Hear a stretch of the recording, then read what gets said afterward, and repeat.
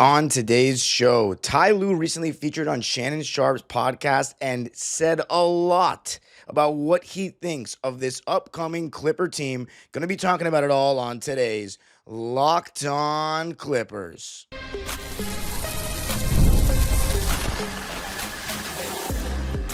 You are Locked On Clippers, your daily Los Angeles Clippers podcast, part of the Locked On Podcast Network, your team every day. Yes, sir. You are locking in with the Clips. Thank you for making Locked On Clippers the first listen of your day, your team every day. I'm your host, Darian Vaziri, born and raised in LA, been a Clipper fan for 20 years, been covering the team on my own YouTube channel, Dime Dropper, for 5 and 3 right here on the Locked On Podcast Network. Your team every day. Make sure you subscribe and hit the notification bell on the road to 8,000 subscribers, and you can listen wherever you get your podcast. This episode today is brought to you by Monarch Money. Use code LOCKEDONNBA at monarchmoney.com in your browser for half off your first year. All right, ladies and gentlemen, we have got an episode today for you that I did not expect, but it is definitely good enough content to talk about. Ty Lue recently featured on Shannon Sharp's podcast, Club Shay Shay, and gave a 2-hour plus pod talking about everything from his days with Kobe and Shaq to the Clippers to his coaching career. And there were a lot of things that are worth discussing that caught my attention. So we're going to be first talking about the statement he made about why it was hard for us last year, and then the team this year that he talked about, and some really revealing things about modern practicing and James Harden's tendencies. So let's begin by talking about the first thing that he said that caught my eye, and it's something that he said to us at the draft party where he spoke in front of Clipper fans. And he said, without our best player last season, it was very difficult. So again, for anyone that questions what people believe about who our best player is, those that make the case for James Harden, there was no doubt that last season, James Harden was our best player, or, you can argue if it's a Zubats, but I go James Harden because of the availability or lack thereof of Kawhi Leonard. But when healthy, there's no doubt who the best player on this team is, whose franchise this is. It is Kawhi Leonard. And the coach feels that way too. That's why he gets paid the most. So he said we have to play a different style of basketball just to keep our head above water. So what he's telling you there is we are going to play a different way this year. We are going to play through Kawhi. We are going to play with him as the focal point. Now, does that mean that James Harden won't have the ball in his hands the most? Absolutely not. He will have the ball in his hands the most. He will still be running the show. He is still our primary playmaker. But the proportion of Harden touches versus Kawhi touches and time of possession will probably be a lot closer than what we saw in the playoffs, where based on NBA.com's tracking data, James Harden had the ball in his hands for 4 more minutes on average in those 7 games than Kawhi Leonard. 4 more minutes. That's a lot. We want it to be more of a Kawhi team. Now, again, I've talked about how this is kind of a dilemma because in the regular season, Zubats Harden pick and roll is probably our best play, our best action. But in the playoffs, teams can funnel the ball into where they want sometimes with that. Whereas a Kawhi Leonard isolation, you often end with Kawhi Leonard getting the shot off. And more than anything, you want to run through Kawhi Leonard. You want him to get that kind of, what's the word? You want him to get used to and the team to become used to playing through Kawhi. Because in the playoffs, we are going to fall or rise with Kawhi Leonard. We are going to live and die with him. We don't want to live and die with Harden because history says you're going to die at some point. We want to play through Kawhi Leonard more than anything. Have him be aggressive enough to take 20 shots a night. Now, will that happen in the regular season with Bradley Beal coming in, with Brook Lopez coming in, with CP3? I don't think so. But in the playoffs, we don't want him at 17 shots a game on average or 18 shots a game. We want 20 shots a game. We want him averaging 27 or more points because when you look at the 2018-19 Raptors and what it took for Kawhi Leonard to win that championship, it was 27 plus points in every single series that he played. So 25, what we got this past postseason in that Nuggets series, is not quite enough. So that's what we want. We want to play through Kawhi, and it seems like Ty Lue is saying that we are going to play through Kawhi, that it's going to be a different approach. He said you know, that we had to play a different style of basketball. So that means that I expect to see more, like, for me, there's first quarters go by and we're like not even really looking to get Kawhi involved. He's just kind of a passenger. That should never be the case, honestly. We have to play through Kawhi at all times. James Harden should be the guy that takes the back seat. Not, oh, Kawhi comes in and Ty Lue talked about it. It wasn't just the missed games. He was also in a minutes restriction for a while, so he didn't really get going till March and then April. So we didn't really reap the benefits of that. And Ty also talked about he's healthy. And when he's healthy, he's a beast. He's at a full training camp. He has been locked in. You see him in China with those funny clips. Wet ball. That was funny. I wonder if the wall or the swell are gonna do anything with that quote of, when you make a shot, you say wet ball. That's just classic. So anyway, um, we'll see how it goes. We'll see how it goes. But Kawhi looks very in really good spirits. Being healthy for the first time in an off season since 2020, and we hope that and that was what Ty Lue said, is that the biggest thing that we hope that can make the biggest difference for us is just health. Purely, strictly health. Having Kawhi Leonard healthy to start the season is just totally different than last year, where we had to play James Harden hero ball. You obviously got huge contributions from Norman Powell, Ivica Zubac in the regular season, but we want to have our best players starting, because what team in NBA starting the season? Because what team in NBA history has won the championship with their best player playing less than half the season? I'll just spoil it for you now. It's never happened, because you want to build the habits of your team, the chemistry of your team with your best player. That's just how it goes. So I'm very much looking forward to that first game at Utah, Kawhi Leonard being healthy. That's going to be something that we saw in the 2023-24 season, and it got us off to a pretty good start. 2023, that was not the case. And of course, 2021-22, the entire season, we didn't have Kawhi. 2020-2021, he was healthy, and look what happened. We made the conference finals. So it all comes down to the best player. And Ty Lue made it very clear who he believes that is. And I think if you have two eyes and a brain and are not biased, it's Kawhi. And that's not disrespecting James Harden. It's just the facts. But coming up, going to talk about what Ty Lue said about the new additions of our team and what he believes we can do this upcoming season. I got to tell you a little something about Monarch Money. Most people can't name all their financial accounts or even what they're worth, whether it's 401k properties or investments. And when you don't have the full picture, you can end up leaving money on the table. I'll tell you right now, I left a lot of money on the table, about $300+ I was paying to the YMCA, because I signed my kids up for the YMCA when the fires happened and we didn't have our school to practice in, and I never actually went to the YMCA or realized that I was still paying. So now I'm actually going consistently, which is a nice change. But a lot of money was wasted with me not knowing. And when I got Monarch Money, it made it a lot more clear what I was spending. Monarch Money is built for people with busy lives like myself. If you've put off organizing your finances, Monarch is for you. Monarch does the heavy lifting for you. You can link all your accounts in minutes, see clear data visuals, get smart categorization of your spending, and finally feel in control of your money without ever touching a spreadsheet.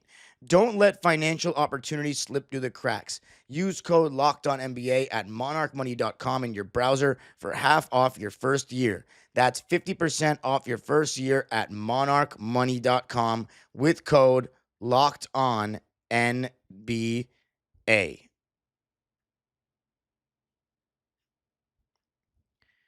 All right, Clipper Nation, Ty Lue, Locked On. I'm sorry. I wish Ty Lue was on Locked On. Ty Lue, Club Shay Shay. Go check it out. I highly recommend it. Not even if you're just a Clipper fan, but a basketball fan. Ty is one of the best, I think, minds we have in the game right now. And I know a lot of people are going to say, he's so overrated. And by the way, we did a Is Ty Lue Overrated episode with BJ Matthews of the Peach Basket and the Pull Up Podcast earlier this summer. But I'm going to do another episode about Ty Lue. And look, I don't agree with all his decisions, but what coach gets every single thing right? Doesn't really happen. Coach is going to make mistakes too. But what I will say about Ty Lue, just taking away the X's and O's side of things out of the equation, he really knows ball. And he's super respectful. It was a great listen. He talked about his days with Kobe and Shaq. He talked about playing with MJ, playing with Dwight Howard. I mean, the guy has been around the block. He's been coached by Phil. He was an assistant coach for the Celtics. He's really been there, done that. Coach LeBron James to a title.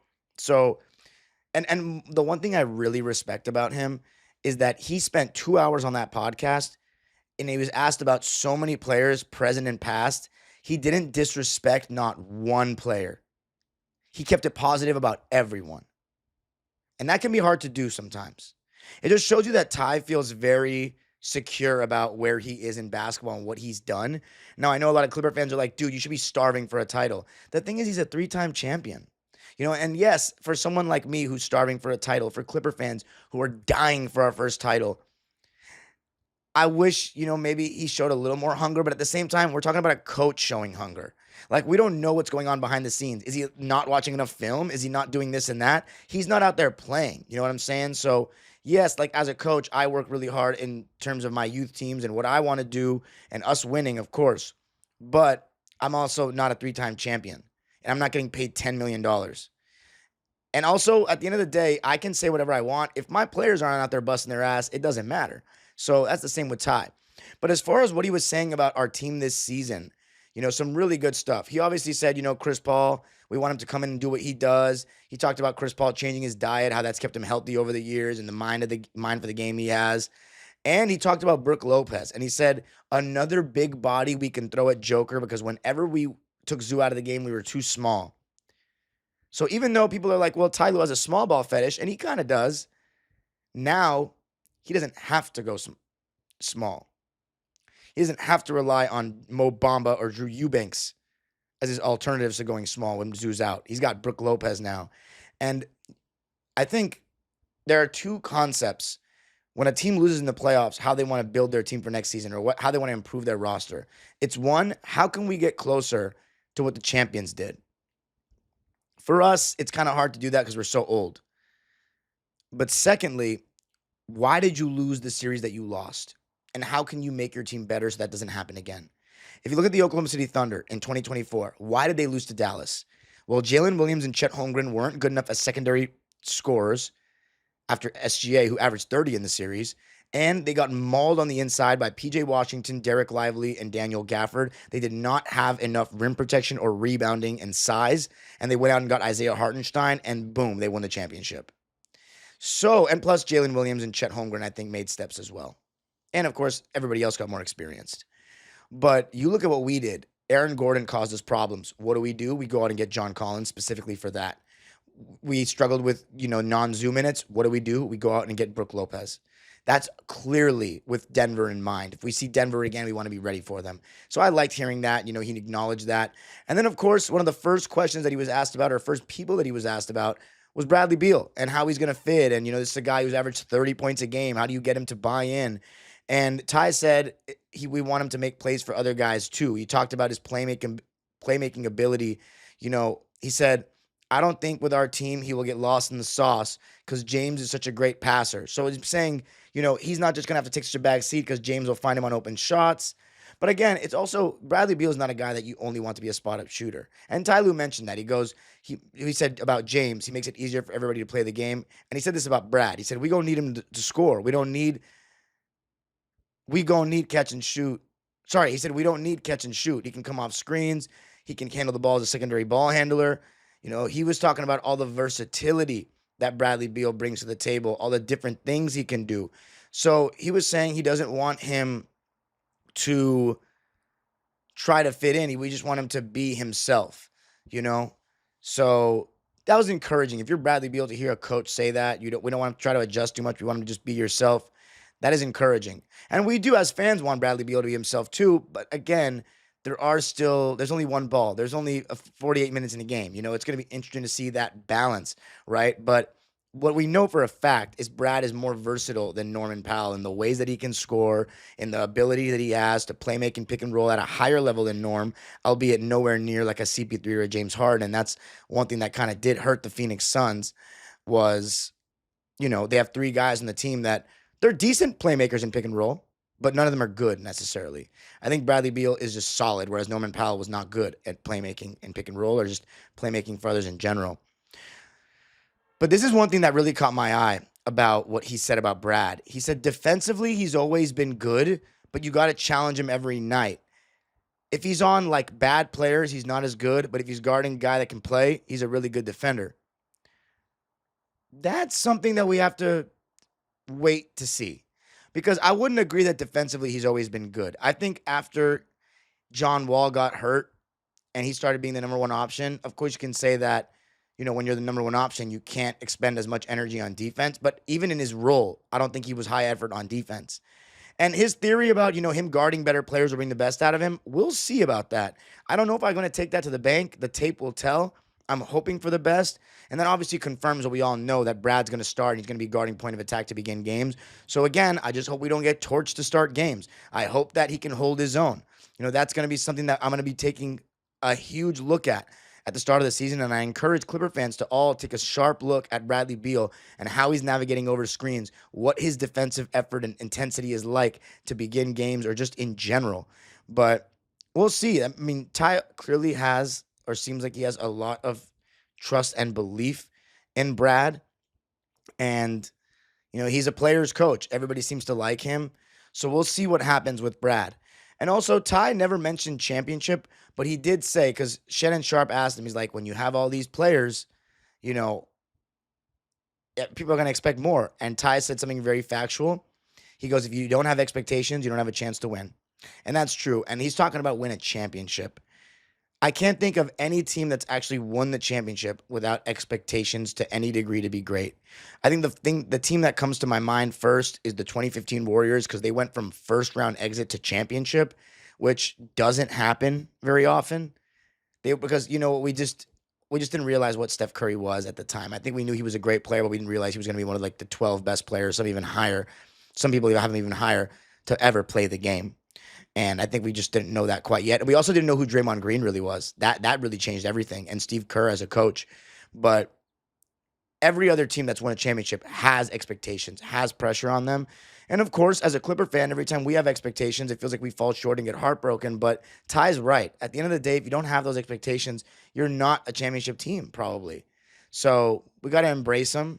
And the thing about me is, and I think a lot of Clipper fans is, we don't expect a championship. We don't. And even Ty said we can be an elite team. He didn't say a championship team. And I think the Clipper front office and the people within the organization have been very cautious about using those words. So I think every Clipper fan has been heartbroken so much that, I don't think we expect championship, but we expect to be very good. And we'll see if that makes every single loss feel that much bigger. Because I know in certain Lob City seasons, even though I didn't think we were a championship team, I had a lot of expectations. In 2020 and 2021, every single loss, and in 2023, every single loss felt big. I haven't quite had that feeling in the last couple of years. And I think because I've just gotten older and I've lost a lot of hope in terms of winning a championship in this era of Clipper basketball, that I probably won't get so worked up over losses in the regular season, even though I think we need to be a top 3 seed to win a championship or to just like be in the conversation realistically. But we'll see. If other fans are feeling that way, we'll find out. You know what I'm saying? If they're living and dying with every loss. If you're living and dying with every loss, that means that we're a championship contender. Like, we really have expectations to be something. So there we go. Anyway, all right. Coming up, though, going to be talking about what Ty Lue said about Kawhi Leonard and his questions about Michael Jordan and Kobe Bryant, the practicing in the modern NBA, and a revealing tendency about James Harden, and an answer to a lot of the comments about why our offense is so stagnant. Going to be talking about that coming up.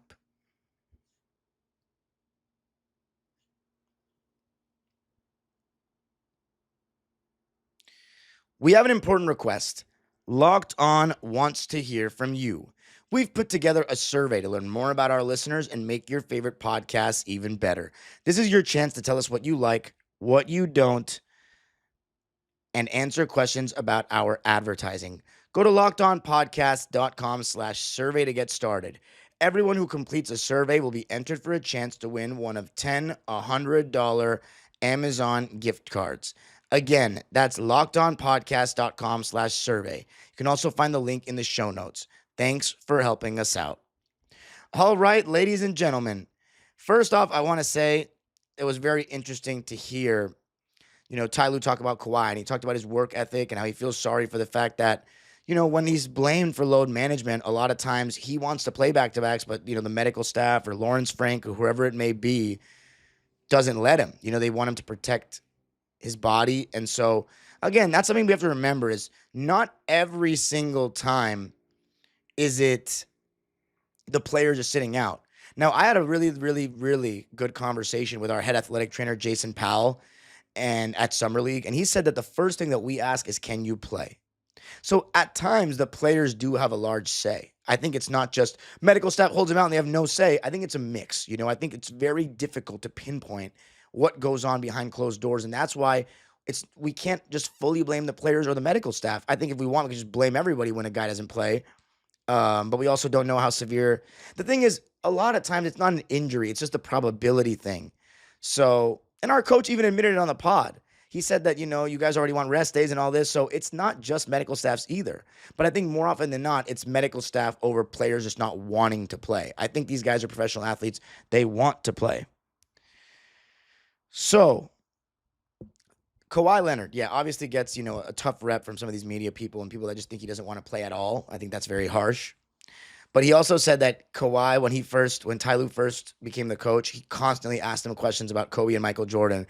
I always make references when I talk about Kawhi that, sometimes I unfairly compare him to Kobe and Mike because I know that's who he loves. And I know he loves Iverson too, but in terms of play style, he admires those guys. Those are the guys he looks up to.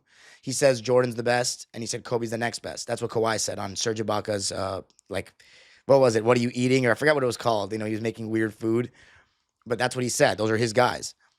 And Kawhi, went from being the improved Bruce Bowen to now being not in conversations with Kobe and Mike, but just getting comparisons to those guys.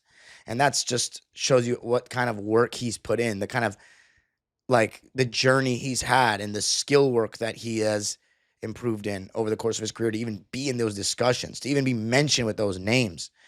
So, salute to Kawhi. Now, here are some big things that I heard Ty Lue say, and I still got a lot of the pod to go. If you want to hear about what he was saying about being a part of the Shaq Kobe Lakers, that was really fascinating stuff too. Playing with Jordan, how he didn't mind Michael Jordan's leadership style. It was awesome stuff. But what he said about practicing is something I've mentioned a lot in this podcast and on my own show. NBA teams do not full speed practice anymore with contact. It's not the same world. So that's part of why I'm so hard on the load management stuff. And I don't think that just covering more ground in the half court in a fast paced era is an excuse. Because back in the day, you had a fast paced era while they weren't covering as much ground in the half court. They were practicing all the time, but their careers were shorter and now they have long-term health problems. And that's what Ty said. He's like, guys in my era struggle to walk now, some of them. So that's the thing. It's much more beneficial for the players now, long-term, for their money, for them to last more years in the NBA and for their post careers. I saw I'll tell you when it hit me a little bit, not to be as harsh, but at the same time, for the fan of a team in an individual season and just in the general, the product in the regular season, it sucks. It's much worse. It's much worse because your star players in the league that generate all the revenue and that people want to see are not playing as much. So it's not as good of a regular season product. I don't think that's even arguable. Unless you just hate the style of basketball that we had in the past. But again, the past is a broad statement. The style of basketball in the 90s and the 80s is very different. In the 2000s and the 80s is very different.